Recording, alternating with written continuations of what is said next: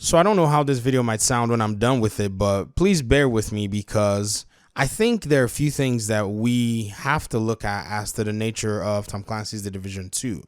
Now, here I go again with, a lot of my hypotheses and all that, but you have to look at the things that I'm looking at in order to come to my conclusions.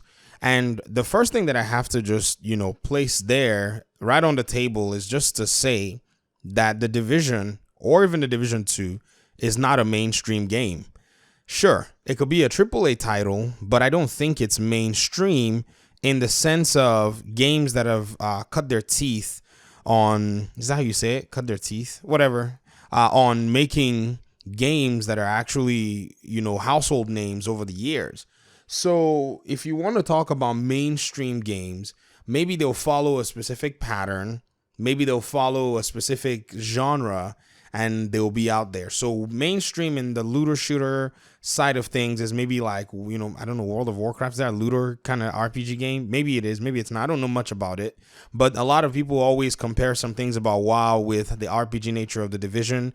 And then Diablo, Hamish worked on Diablo, so it's no secret that we're seeing a lot of those things. I didn't play Diablo nonetheless, but those games seem to have that kind of similarities, but they're also somewhat mainstream because they did start out their early days developing those communities and all that stuff.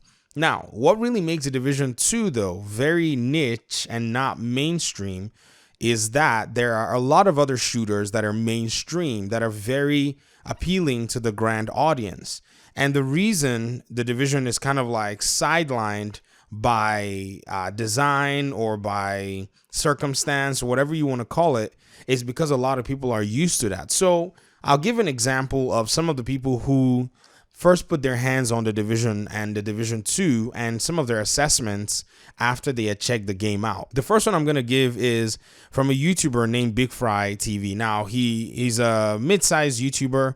I used to watch him from back in the day, watch a lot of his stuff when he was still kind of coming up, and he plays a lot of first-person shooters. That's like his bread and butter. And so most of these first-person shooters range from mainstream to early access stuff. So he really plays a wide range. He loves first-person shooters in that sense, and even some shooters as well that I've seen on his channel. And so when he first touched the Division game, he already knew this game is a good game, but it's a game that's just not for me. And I think that feeling resounded with a lot of other people across the board. If you look at the way the reports for The Division was in terms of when a lot of people picked it up and then they put it down, not the people who played through Endgame. People who played through Endgame enjoyed the content, enjoyed the concept. It was, I'm speaking of the people who picked it up and said, what does this mean? Why am I shooting this guy and he's not going down? Like, why have I've lit this guy up with, 30 video game rounds and he's still looking at me? Or why is Alex running at me with a golf club in a cover-based shooter? So a lot of those people are the people I'm talking about. Very mainstream based gaming type of folk did not necessarily comprehend how The Division was, because The Division was one of those games where you had to get a spreadsheet. And when you pick up a calculator, a lot of people run away. It's just the way life is. And so I think a lot of the elements in Tom Clancy's The Division, or even maybe The Division 2, were already pushing towards a niche audience. And so the way the game actually did very well initially was, I think, because of other things that, were in the marketing, the new open world, the new, visuals, the Snowdrop engine bringing a game to the market and it looking very well. I think these were some of the selling points for Tom Clancy's The Division. Now, I've moved from this one YouTuber and then talking about mainstream stuff. Even some journalists, talked about this. I was watching a thing from one of these gaming reporting YouTube channels, and they talked about how they just felt like when they first picked up The Division, they just didn't understand some of these things that I've just said. So kind of resounding that same mainstream mindset. And then now let's move to another content creator who makes a lot of content, who, you may have mixed feelings about him on YouTube, but it doesn't really pertain to this conversation. It's just he has his personal opinions, and you have to kind of, respect that however it is. It's his opinions are his, and that's Angry Joe. And I remember when he first played The Division 1 to give it his review, he played it all the way to the end and made fun of how, you're shooting down the chopper with Charles Bliss in it and all that stuff. And he said the game just seemed to fall short of a few things for him. But when you start to listen to a lot of what Angry Joe has said, and this is not a slight against Joe, I like Angry Joe's content. As crazy as it sounds, I like his stuff on YouTube, which is crazy. You start to see that he was asking for things that were more mainstream. He said things along the lines of he just wishes that things like zombies would be added to, Tom Clancy's The Division. And that, when you hear the word zombie and The Division, which a lot of people have asked for, it still makes a specific part of the audience of The Division kind of cringe. Even though there are audience members in The Division who want things like zombies to come to the game, largely it is still something that's like, we already had enough zombie games in the past few years, and I think that's kind of enough, and that probably doesn't need to come to the Division game, and we just need to keep the game the way it is. Now, I put these two little examples from one YouTuber who has been upcoming for a few years, who really, built his own content and his own reputation on playing a lot of these first-person shooters from all kinds of ranges, to somebody who is more mainstream, who looks at games from a perspective of what maybe a general audience wants. You look at their comment sections also, you have a trove of data that you can actually see as to how people felt or do feel about these games, and then even to some games journalists. Now, yes, we cannot take all these opinions as gold. In fact, we can always punch holes into their arguments as much as we want. But I think it goes to show that on the mainstream scene, The Division is not a mainstream game. You can market a game and make it look really beautiful, really fluffy, really amazing, or make it seem to appeal to everybody in the trailers and all that stuff. But the moment you start discussing the intricacies of the game, you find out that the game may not be a mainstream style game, but would appeal to a niche audience. And I don't think there's anything wrong with having a niche game and also having a mainstream game.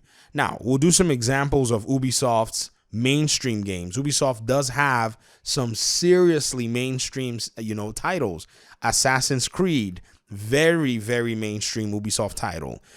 Something that Ubisoft understands that, this is a game that they can bring out another Assassin's Creed and bring out another Assassin's Creed, and there is a core community that will play it. Even though a lot of the community kind of moved, kind of pushed back against Origins and the play style and the gameplay that Ubisoft was trying to introduce with the game, eventually they came around in Assassin's Creed Odyssey and eventually said, okay, this can be something that we kind of rally around. Big open world, somebody is getting some inspiration from The Witcher maybe, and they wanted to maybe explore that, that aspect. So the changes were incremental. They weren't literally drastic. Like, Assassin's Creed didn't go from like your good old Assassin's Creed to Assassin's Creed Odyssey in one jump. It took a while for them to kind of fine tune and get the community, kind of all peppered up and ready for those kinds of changes. Now, why am I even going ahead and talking about all this stuff in light of The Division? And that's the fact that The Division is a game for a community of gamers. A community of gamers who are already ready to play a game like this. There is, even though it may be a niche audience, it is a niche audience of a lot of players, a lot of gamers that are out there who prefer slow playing, slow progression RPG looters, whether it be shooter, whether it be hack and slash, whether it be magic based or whether it be fantasy based, that are happy to play a game like this. But the only thing that really makes a Division, really miss its step is that it doesn't necessarily bring out a product that's fully baked in most cases. And so if you're going to put a game like this out there, the game has got to come out of the shelves blazing hot, because you're trying to appeal to people who've been playing games that have gone through their own issues and have received balance, and you are trying to appeal to those people. You have to be coming with a proposition that is there to correct the mistakes of the past that they've experienced. And this brings us to what we may be looking at currently as the game's communication with the community goes on. This community is the community that will play a Division game. whether they be the community of people who have put the game down for a while, whether they be a community of people who have actually gone to other games, whether it be a community of people who've said, until we see these changes, we're not gonna turn around and come touch the Division game. It is still this community that is actively going to play Division games, regardless of how much or how long they progress, or regardless of how much or how long they keep supporting the game. I mean, it's going into year 4, and we are still playing Tom Clancy's The Division 1. That says something. I know many have said, it's not profitable to market a game to a very small community. Well, the small has to be in quotes, because the community itself happens to have a lot of players in them. And the thing is this: can you actually market a game to a wide audience within that niche? Are you going to be able to bring a viable product that would appeal to that audience within the niche? ? And if you do, you're definitely going to get a good response, because as many people may say that the Division has a small audience, I think we're looking at it just from the remaining people who played the Division 1. I don't think we're looking at it from the angle of some people who play other RPG looter shooters like Destiny are also interested in the good side of the Division. That's when the Division is actually bringing out content that is, reminiscent of what a good RPG looter shooter should actually be, where you get things to do, where you get weapons to farm for, where you get accessibility to events and to all kinds of stuff. And this is, I think, what makes RPG games what they are. But nonetheless, it feels like the game currently usually falls short, and people, when they look at their options, they're like, this is the 21st or 22nd. What century are we in now? Help me. This is a new century, and we're just going to go to a game that feels like they understand exactly what they need to be doing. And a new game that feels like they will support the community, a game that will show that they are respectful to their community and they are listening to their community. Bungie won an award at the Video Game Awards, as much as you can take it or leave it, for the game that is the best game in terms of community support. They listen to their community, they take feedback, and they actually act upon it. Now, I'm not going to say that in Tom Clancy's The Division community that is not the case, but I feel like largely for the Division 2, it seems like a lot of things have been really surface level, unlike the Division 1. The Division 1, it was a very heart-to-heart, conversation that was the pace of state of the game.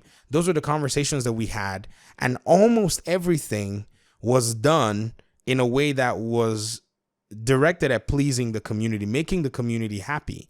But I feel like as the Division 2 came out, a lot of things just changed slightly, where, yes, Hamish and Yannick, they're the OGs, Thailander a little bit, but Hamish and Yannick were the two who have really had to sit in front of the community and understand how the community responds. But lately it just feels like they're really limited on how much they can actually put out there. And that somewhat of a closed barrier doesn't really work for the Division community. And the recognition is very, very important. As much as Yannick may be busy, in some cases, I feel like they need to continue bringing him to the front of the game. He and Hamish, they are the ones who have, in my estimation, the closest and the biggest relationship to the community.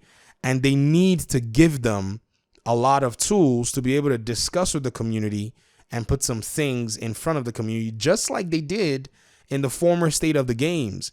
I mean, they understand a lot of the way the community has responded from time. And I'm not saying this against any other community developer of any kind. I'm just saying that the relationship is better built with the familiar faces and the familiar context in which state of the game has been presented to the community. So a mainstream game is not the Division. The Division or the Division 2 is a very niche game. And I feel like the audience and the people who play the game are who are going to make or break the entire franchise itself. And I wish and I hope that, Massive, I hope that Ubisoft is very cognizant of that. It will be very difficult for them to go get another community, because this community is a community that will share the word and spread the word if this particular game gets better over time. This is the community that's going to sell copies for them. As many people don't believe, everybody, many people usually feel like marketing in terms of ads and all that stuff is the only way that games are sold. It's a business. Person to person word of mouth recommendation will continually be the best way to actually share topics, share concepts, share products, and share ideas. So massive in Ubisoft. I hope you're concentrating and focusing on your community, because this is your valid and your valuable customer base. You make this customer base happy. People in this community are capable of gifting these games to their friends. They are financially capable of doing that. So don't doubt your community, and trust your ideas to your community, and trust your plans to the people who are capable of financing your business goals. I think eventually things are going to, fall in place. And even if you can't meet some things that you've previously promised, you have to at least be able to give concession and say, this is where we are and this is why we are here. And don't give childish responses like the one you gave in the raid, where you said, well, we knew the raid was going to be frustrating, so we didn't add matchmaking because blah, blah, blah, blah, blah, blah, blah. That was not a good explanation and all that. So I wanted to make this video just to put this concept out there. Let me hear what you guys think in the comment section. I'm out for this evening. Peace.